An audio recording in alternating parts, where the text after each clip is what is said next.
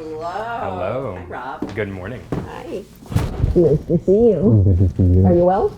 I am. Very nice to see you. Nice to meet you. Hi, honey.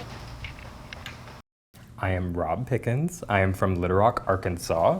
Hair was actually the last thing I wanted to do. I wanted to be an architect or a scenic designer. I told my mom I wanted to go take an acting class. Really? Yeah. So I enrolled at the local children's theater, and to get to the acting class, it was in a little black box behind the stage, and you had to walk through the scene shop to get there. And there was a guy named Mike, and I started stopping and asking him if I could help him build the flats and do all of those fun things. Right, because the behind the scenes.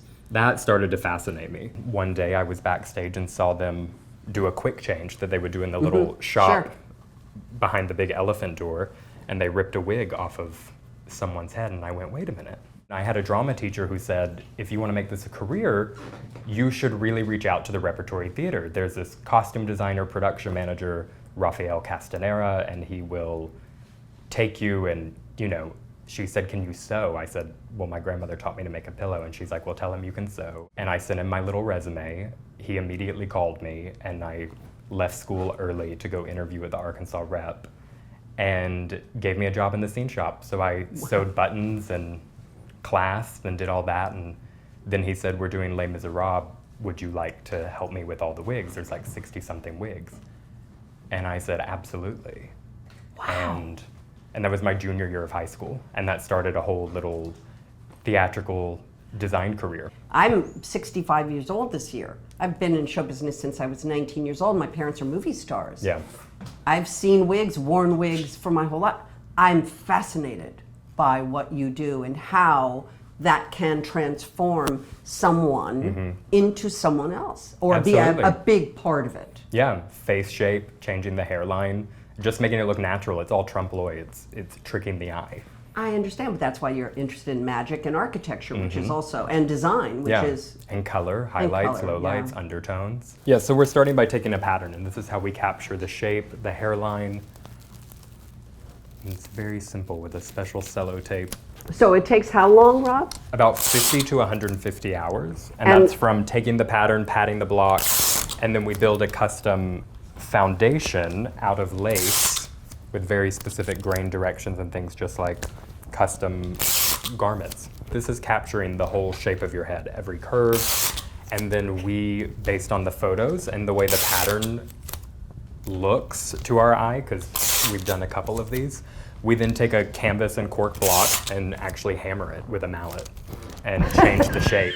So we actually take, or you'll see when I take this off, we'll have an actual perfect shape of Jamie's head.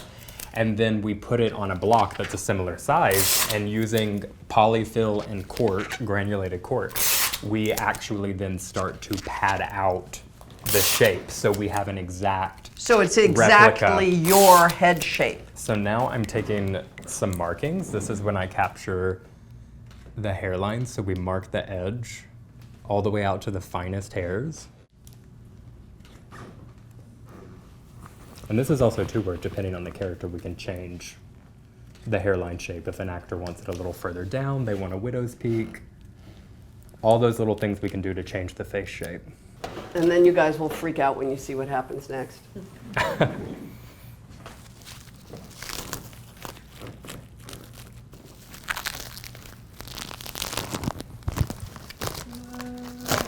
we go. Isn't that fascinating? Just crazy. Let's talk about Donna. Yeah. Because it's the most recent work for me. The Everything Everywhere All at Once wig, which you did not make, was a store-bought wig that the team put together very quickly. It was an inexpensive wig that we chopped into to create the look, and it literally got thrown on my head, thrown off. I don't think I put a wig cap in. Yeah. I think we put a couple clips in, stuck it on my head, and shot the movie. Donna, the most recent work we've done together is Donna. And I say to Chris Storr, what do you think Donna's hair looks like?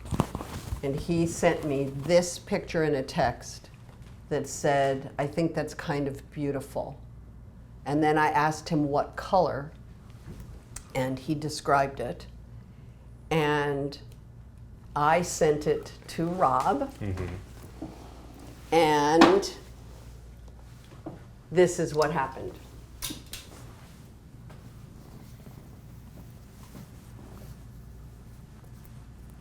Instantaneously, she exists. It's shocking to me how instantaneously the character shows up. Yeah, and you were very specific on the cut too, I remember. Oh, it had to move. I knew it was a crisp. I knew she would ultimately be pushing her hair out of her with her hands, because her hands were going to be covered in food all the time. And I knew it had to, I mean, it's just incredible. What it does is it does erase me, and it allows me to bring all of my experience and sadness and rage and grief and complications and family dynamics and all of the things that you use as an actor. It's the tool you have, your pink box. You know, this opens it. It's so freeing. The way hair moves on a face. And again, we haven't pinned it, we haven't done anything. This piece went back like this a little bit more, so that this curled a little bit more. But and then how it falls in your face, and how it informs everything. It changes everything. It's a game changer. And it's an art form. And that's why we're here today. Because that's the power of what you do. And so it's a collaborative art form. It's not me. It's all of us doing it. Donna wouldn't exist without this. The prop department, the set dressing, all of it coming together for that miracle 67 minutes of television with Donna at the sort of center of it all. And it's because of the beginning of it was you. We are not alone, ever. Whether or not we get a lot, and believe me, I get a lot of frickin' attention for what I do. But again, it's not me, which is the beauty of why we're here.